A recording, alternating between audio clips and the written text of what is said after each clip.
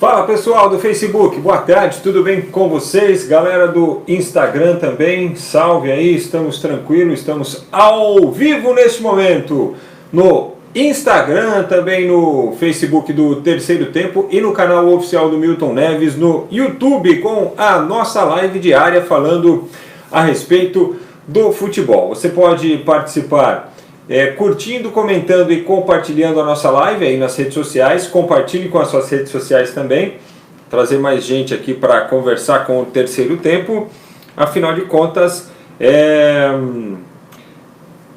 na noite desta quarta-feira nós tivemos mais uma vitória do Flamengo na Libertadores e também a vitória do São Paulo sobre a LDU por 3-0. Primeiro jogo da sequência de 4 que o São Paulo fará no estádio do Morumbi. 2 pela Libertadores, esse contra a LDU e o jogo contra o River Plate no meio da semana passada, e 2 jogos pelo Campeonato Paulista, o clássico contra o Santos, depois no outro final de semana o Red Bull Bragantino. Então assim, nós temos informações do futebol, teve queda de técnico já nesta quinta-feira, agorinha nós vamos informar para você.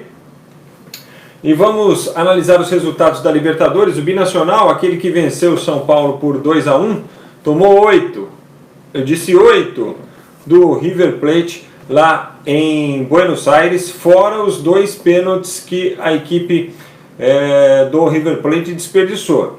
Um o goleiro defendeu, o outro o atacante chutou na trave, foi o Nacho Fernandes, né? Sim. Chutou contra o travessão. Foram 2 pênaltis distintos, não é que foram 2 cobranças na mesma penalidade. 2 penalidades distintas desperdiçadas pelo River Plate, ou seja, poderíamos ter tido um resultado para lá de histórico ontem, em que pese o fato de 8 já ser também um resultado bem marcante e histórico, né? Acho que por essa o Binacional não esperava. Vou tirar aquele cantinho dali aqui para a galera do Insta. Beleza? Beleza.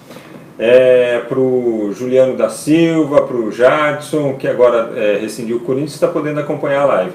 O Léo Pivante, Vamos Flamengo, Aldo Rodrigues, galera já participando. E eu queria só colocar a pergunta do dia, mais importante do que o futebol, é claro. Ontem a Organização Mundial de Saúde decretou pandemia para essa condição do coronavírus pelo mundo afora aí, certo? O vírus que começou lá na China, que foi identificado em dezembro do ano passado, por isso que ele tem 19 no final, né? Por isso que ele é o Covid-19, e se propagou para o mundo inteiro. Agorinha veio a informação até de que o secretário de comunicação do governo, Fábio Weingarten, também testou positivo. Ele estava nos Estados Unidos com o presidente, né? Mais um contagiado pelo vírus, e a Organização Mundial de Saúde decretou então pandemia. O Tom Hanks está com coronavírus, ele e a esposa dele, jogador da NBA, um já testou positivo, outro aguardando o resultado do teste. Na Itália já tinha jogador, e agora jogador mais de segunda divisão, né? Agora jogador da Juve também testou positivo. Então assim, isso já está afetando diretamente o esporte. Por isso a nossa pergunta é: você acha que as competições aqui no Brasil e na América do Sul, elas devem ser paralisadas por conta desta pandemia, por conta do coronavírus, de todos os problemas, né, para evitar aglomerações, porque é assim que a gente vai combater, restringindo um pouco e mudando os nossos hábitos, né?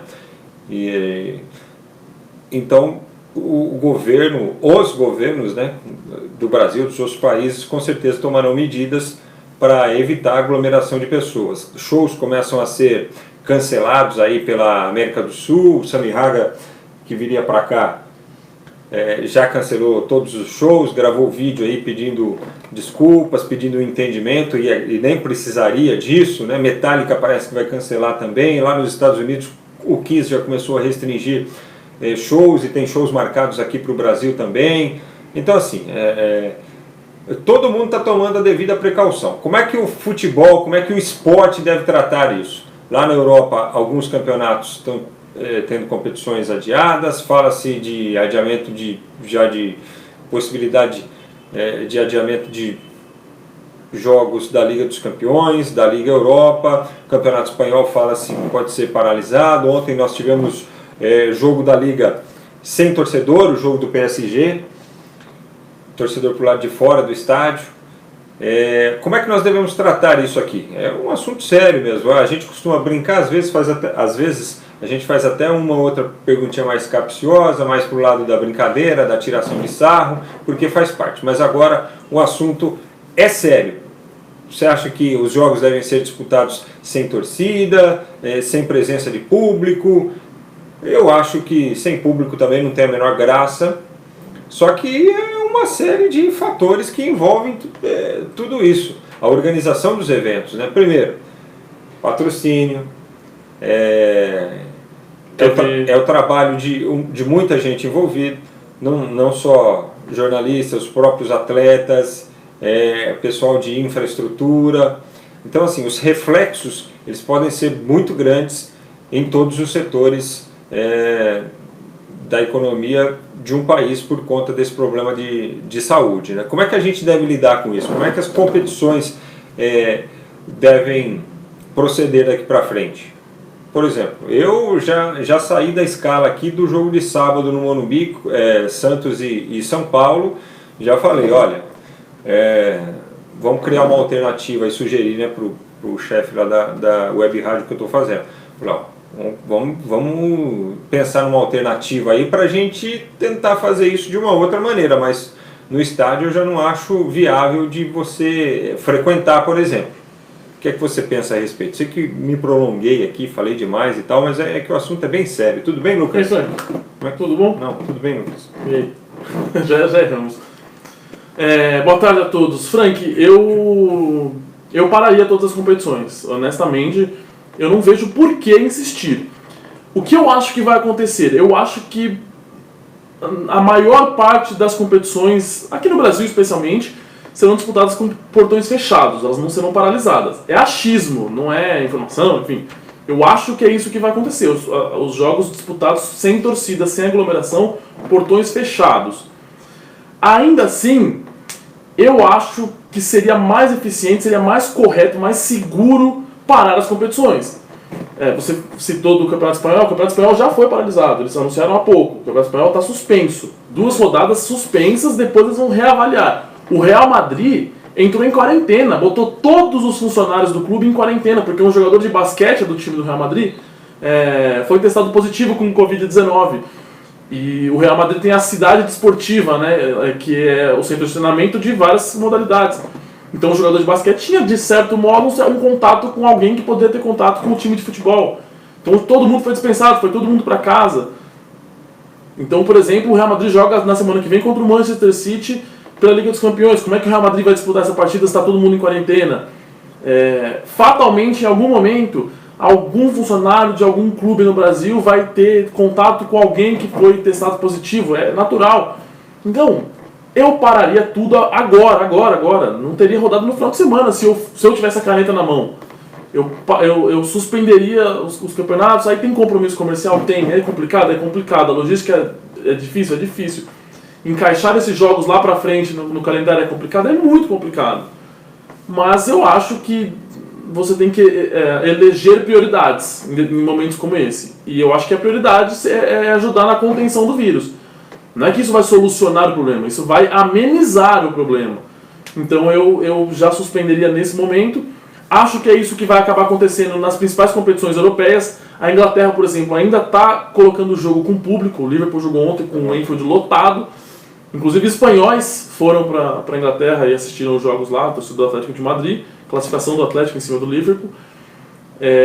Mas eu acho ainda que a Inglaterra vai acabar fechando os portões ou suspendendo o campeonato, o que seria terrível para o Liverpool, que vai ser campeão inglês depois de um século, ou vai acabar sendo campeão sem torcida, ou o campeonato vai ser paralisado, enfim. Mas não tem jeito, não tem muito o que fazer. Você tem que ajudar a conter, você tem que colaborar. Se universidades estão fechando as portas, se grandes empresas estão fechando as portas, fechando temporariamente as portas, se tem clube fechando as portas, se tem ligas de outros esportes fechando as portas, se tem governos fechando as fronteiras, não deixando com que ninguém entre nem saia de cidades ou de países, por que o futebol vai continuar? Não faz sentido. Então, acho que é uma medida dura, drástica, radical, mas acho que é necessário. E infelizmente aqui no Brasil ainda não é nem consciência, né? Mas é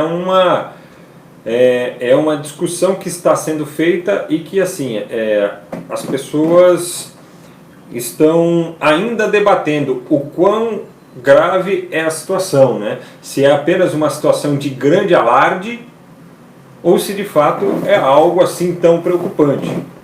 É melhor não arriscar. Eu acho que é algo extremamente preocupante por todas as informações que se tem a respeito do assunto, e quem ainda não teve a curiosidade de buscar aí informações sobre o coronavírus, sobre o Covid-19, a diferença dele para, vamos dizer assim, uma gripe comum, que é engraçado, né? Você ouve gente dizendo assim, não, uma gripezinha. Não é uma gripezinha. E não é só a questão de ser ou não ser.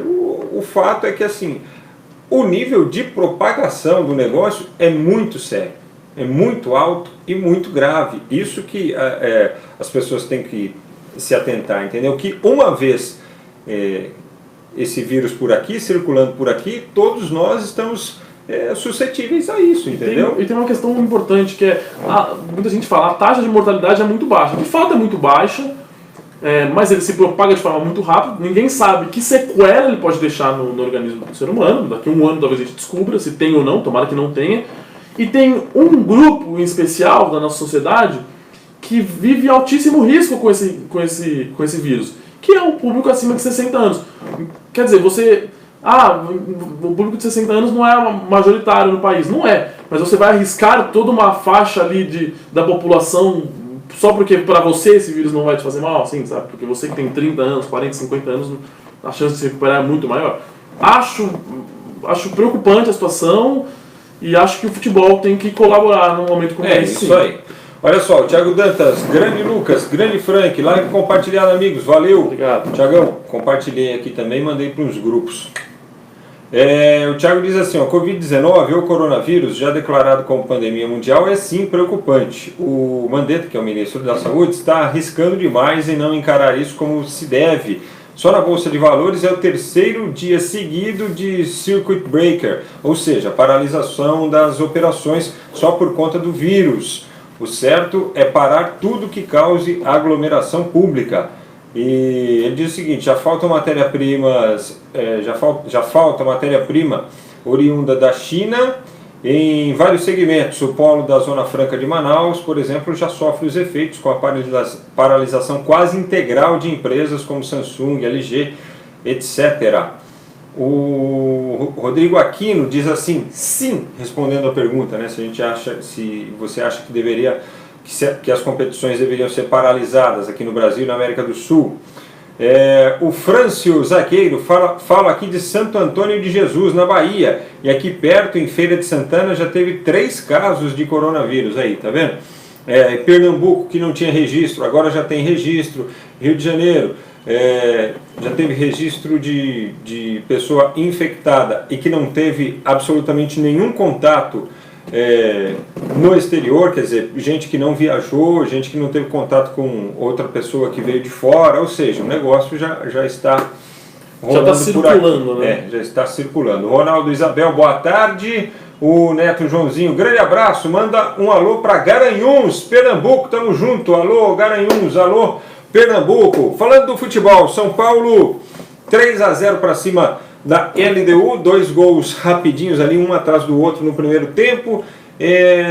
Depois no segundo tempo São Paulo teve problemas porque o Thiago Volpi se lesionou lá numa saída de bola, numa disputa de bola, teve que ser substituído pelo Lucas Perry, mas o coitado do Lucas Perry nem participou do jogo, tamanha inoperância da LDU, que teve também o Sornosa expulso por conta de uma falta no Daniel Alves, que mais uma vez jogou demais, caro Lucas. Eu falava ontem aqui, Frank, que esperava um jogo enroscado, né? E complicado para o São Paulo. Ele deu geralmente um time de muita força física, velocidade, enfim. Estreou bem, vem fazendo uma boa campanha no Campeonato Equatoriano, nesse início de ano. O jogo foi muito mais fácil do que eu esperava, mas muito mais fácil do que eu esperava. O São Paulo dominou amplamente a partida, teve um primeiro tempo de bastante intensidade, a gente cobrava muito aqui que o São Paulo fosse um time mais agudo, um time mais incisivo, que a troca de passes ali no terço final do campo, como muitos dizem, fosse de maior velocidade e mais em direção ao gol, e foi exatamente isso que o São Paulo entregou na primeira etapa de ontem. Muita intensidade, marcação alta, troca de passes em velocidade, sempre em busca do gol, time agudo, contra-ataques rápidos quando roubava a bola da LDU. Enfim, o São Paulo fez um primeiro tempo de excelência, assim, as ideias do Diniz super aperfeiçoadas ali. Acho que aquele primeiro tempo é o ideal do que o Fernando Diniz pensa para o São Paulo, ou algo próximo do ideal do que o Fernando Diniz pensa para o São Paulo. 56% de posse de bola contra 44% não é uma diferença absurda, mas mostra que o São Paulo foi um time que tratou muito bem a bola, especialmente porque trocou quase 500 passes, acho que foram 498 passes, e teve um nível de acerto absurdo, foi quase 90% de acerto de passe. Quer dizer, o São Paulo trocou muitos passes com eficiência e chegou ao gol, tanto que marcou 3 gols. Foram 16 finalizações, então teve volume. O São Paulo conseguiu construir, conseguiu ser superior e concluir a gol, conseguiu finalizar, conseguiu machucar o time da LDU. Acho que vale destacar, claro, o Daniel Alves, partidaço do Daniel Alves. Eu anotei um número importante do Daniel Alves. Ele deu 96 passes no jogo. 96 passes. Ele acertou 88. É um nível de acerto assim muito bom. Ele foi responsável por 20% da posse de bola do São Paulo. Quer dizer, partidaço do Daniel Alves, além do gol, né? Tem que destacar o gol também, aparecendo como elemento surpresa. Acho que o Daniel Alves se achou na posição e vive uma fase muito boa. Ele é o principal jogador do São Paulo no ano. Acho que é o artilheiro do São Paulo, inclusive, com 5 gols na temporada. Fez uma partidaça. Tem que destacar também o Igor Gomes e o Reinaldo pelos gols, mas também pela boa partida. Achei o Reinaldo muito participativo. Eu gostei de novo da partida do Pato, com mais intensidade do que o normal. Foi bem o Alexandre Pato. Gostei do trio de ataque como um todo. Antony, Vitor Bueno e Pato, achei bem participativo. Achei que deram muitas opções, ajudaram bastante o time. Eu gostei bastante do time de São Paulo, até pela variação, o segundo tempo já um pouco mais atrás, explorando contra-ataques da LDU, dando um pouquinho mais de campo ali para a LDU para explorar esse contragolpe. São Paulo fez um jogo inteligente, de boa intensidade e de muita eficiência. O Júnior Andrade diz aqui, acho que é Andrade, ele diz aqui, ó, aqui em Brasília as aulas foram suspensas, diz ele aqui, né, por conta do corona. O Gil Oliveira, Paraíba, manda um alô aqui para Souza, na Paraíba. Alô Paraíba, alô Souza, grande Gil. Abraço para você, meu querido. O que fazer com essa epidemia? Questão aqui perguntada pelo Júnior. O Joãozinho Neto está por aqui. O Carlos Roberto Fabrício também. O André Fiesca. Manda um alô para o Acre. Alô Acre. Alô André. A Sandra está por aqui também. Paulo Roberto, muita gente participando. O Eduardo Lima, boa tarde, aqui de Brasília, parabéns pelo programa. Me tira uma dúvida, quando estreia o Corinthians na Libertadores? Pô, Edu, sacanagem. O Corinthians já estreou, na realidade já estreou na fase preliminar, né? É que não chegou, não avançou a fase seguinte, mas eu entendi a piada, seu engraçadinho. O Thiagão Dantas diz assim, Frank, com quem eu ganho dinheiro na Betfair, hein? Com o Timão ou com qualquer um que jogar contra ele? Que fase, amigos, dá risada aqui o Thiago. Bom, os outros brasileiros na Libertadores ontem, eu corroboro tudo que você disse aí a respeito de São Paulo, acho que fez a grande partida do ano, sob o comando do Fernando Diniz, né? Não esperava uma supremacia tão grande assim diante da LDU. De repente São Paulo está se encontrando aí, gente. E aí, cadê os críticos do Fernando Diniz? Cadê os críticos? Esses, hein? Bom, nos outros jogos com brasileiros da noite, o Atlético Paranaense perdeu para o Colo-Colo lá no Chile por 1-0. Não fez uma boa partida não o Atlético, até com jogadas assim, atrapalhadas da saída zaga de bola, do Atlético, o negócio... medonho. Bom, para você ter uma ideia, o Atlético perdeu, o gol do Colo-Colo foi anotado pelo Mouche, o Pablo Mouche, aquele mesmo que atuou aqui no Palmeiras. Ele que é o atacante, a referência lá do Colo-Colo. E no outro jogo da noite, o Flamengo, tinha até uma manchete hoje, acho que no Globoesporte.com, dizendo que o Flamengo está transformando a Libertadores em Campeonato Carioca.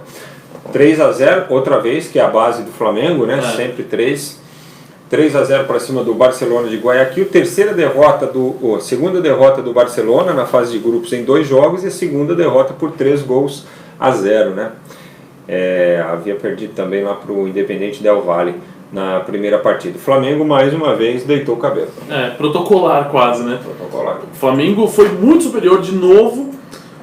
Eu acho curioso, quando eu sempre busco os números das partidas para entender se os números correspondem com o que foi o jogo, com o que foi o placar, com o que foi o volume dos times.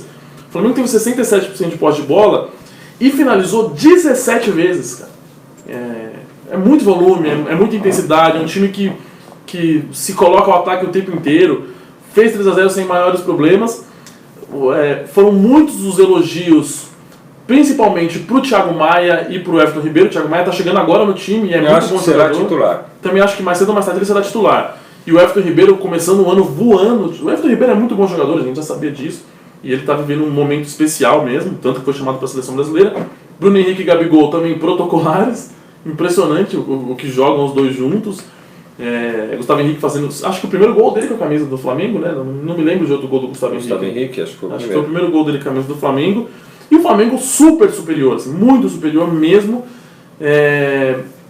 Eu até dizia que nesse grupo do Flamengo, o Flamengo deveria sobrar e de resto existiria um certo equilíbrio, né, entre os concorrentes pela segunda vaga. De certo modo está se confirmando. O Flamengo não vai ter problema nenhum para passar por essa primeira fase.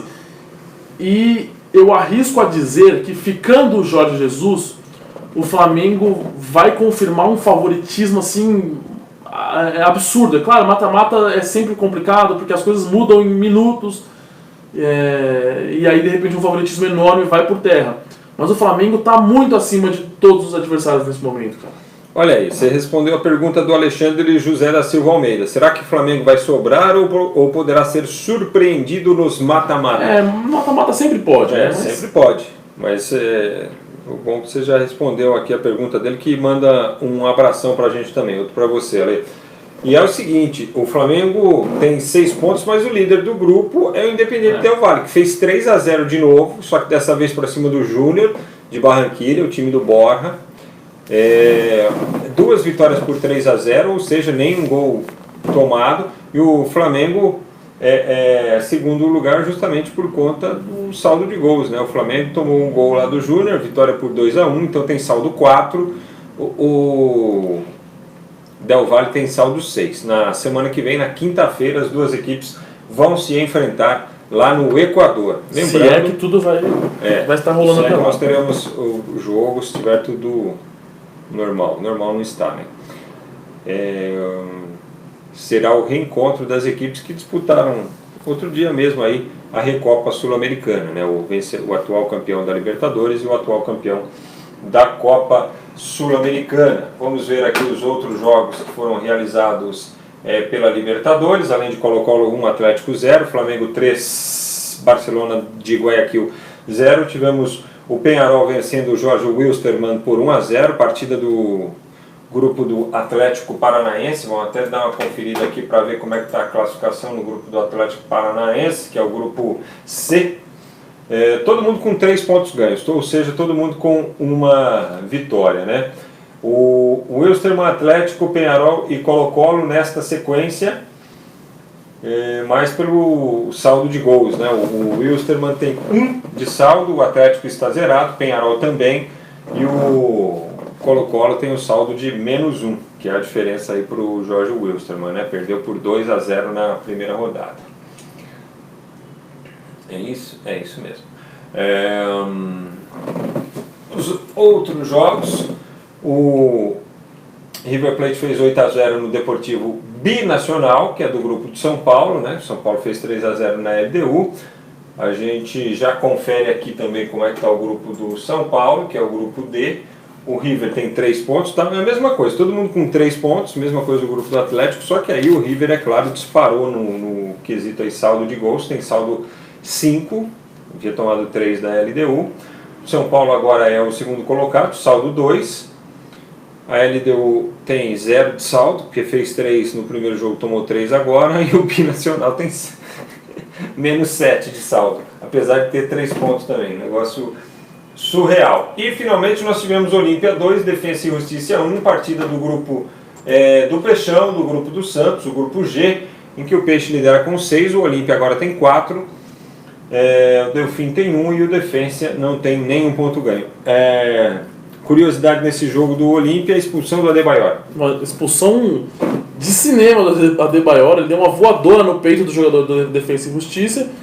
Eu não acho nem que ele foi pra machucar o jogador, ele tava, a sensação que eu tive, pelo menos na imagem que eu assisti, ele olhando muito pra bola e levanta o pé pra dominar ali no alto, tinha um jogador do Defensa e Justiça matando a bola ali, ele deu no peito do cara. Enfim, expulsão mais do que justa. E para quem jogou muito videogame, como eu, na infância, lembrou os bons tempos de Street Fighter. Uau! Bom, pela Copa do Brasil, terceira fase, jogos de ida. Juventude e América de Natal empataram por 1-1. O jogo foi lá no Alfredo Jaconi. Figueirense venceu o Fluminense por 1-0. Gol do alemão aos 37 do segundo tempo. Partida realizada em Santa Catarina. Ferroviária e América empataram por 0-0. América Mineiro. O Cruzeiro, deixa o Cruzeiro para depois. O Atlético Goianiense fez 2-0 no Zequinha, no São José. O jogo da volta será em Porto Alegre. E o Cruzeiro perdeu em casa para o CRB por 2-0, 2 gols do Léo Gamalho. Situação complicada do Cruzeiro que terminou que culminou com a demissão do técnico Adilson Batista agora há pouco lá em Belo Horizonte. O Adilson caiu e o Guto Ferreira, o Godiola, é cotado para substituí-lo no comando do time na Série B do Brasileiro. Vergonhoso? Olha, nós falávamos ontem, né, que o Cruzeiro, ele tinha que pensar muito na Série B e que mais cedo ou mais tarde ele provavelmente cairia na Copa do Brasil. Não caiu ainda, mas ficou muito complicada a situação. De certo modo é vergonhoso sim, porque o Cruzeiro tem mais orçamento, por mais que esteja na fase que está, o Cruzeiro tem mais orçamento que o CRB, enfim. O trabalho do Adilson não era bom, óbvio que não era bom, embora estivesse no início, mas estava na cara que seria um trabalho muito complicado para ele, e eu sempre tive minhas dúvidas se o Adilson seria o nome ideal para levantar o Cruzeiro nesse momento. Eu não sou um super fã do trabalho do Adilson Batista, honestamente. Com todo respeito ao profissional, nada contra, mas eu não sou um super fã do trabalho profissional dele. Então eu tinha muitas interrogações sobre o trabalho dele no Cruzeiro. Não esperava que ele fosse cair perdendo para o CRB no jogo em casa da Copa do Brasil. Não esperava isso, óbvio que não. Esperava de repente uma campanha ruim no Mineiro, perde para o maior rival, sei lá.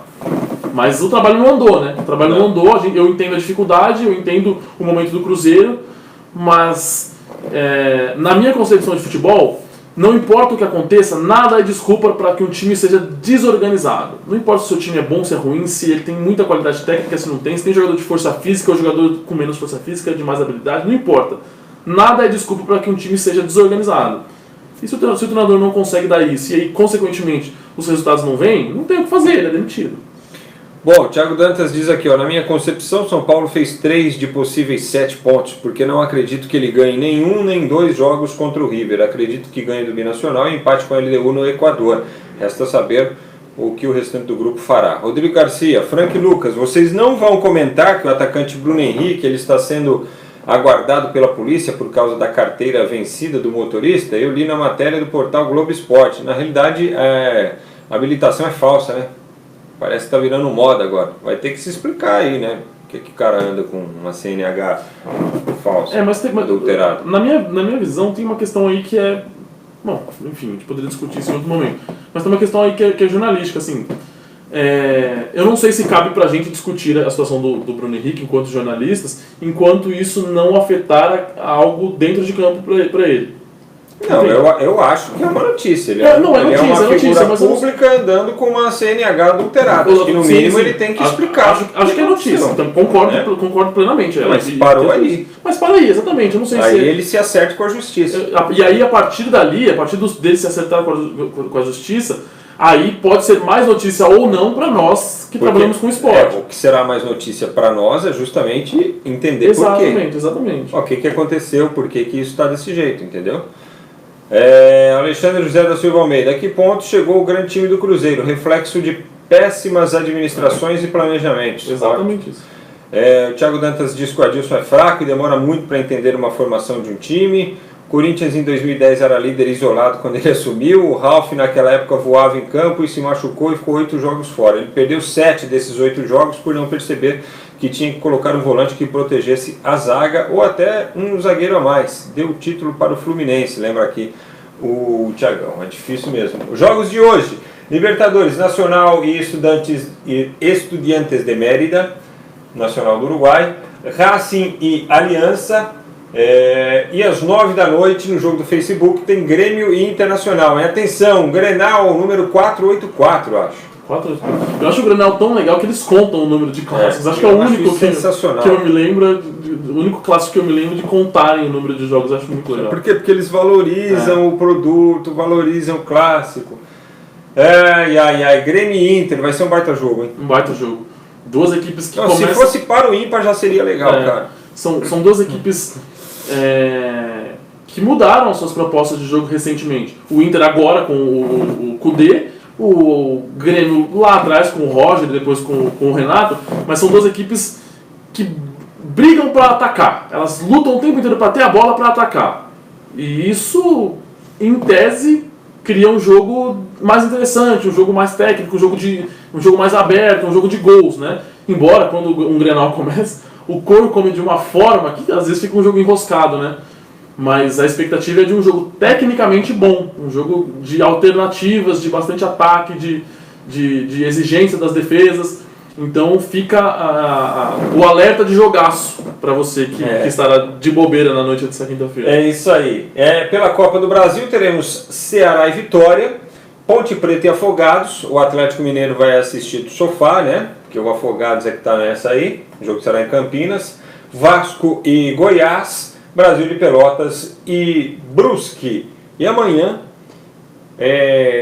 sexta-feira, né?